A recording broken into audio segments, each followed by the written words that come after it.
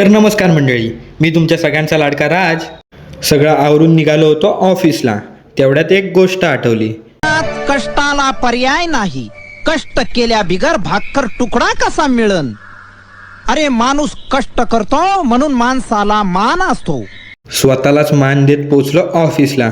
नंतर गेलो एका वकिलांच्या ऑफिसला. त्यांच्याकडे थोडंसं काम होतं, ते केलं आणि नंतर आठवलं गाडीला तर डॉक्टरकडे न्यायचं आहे.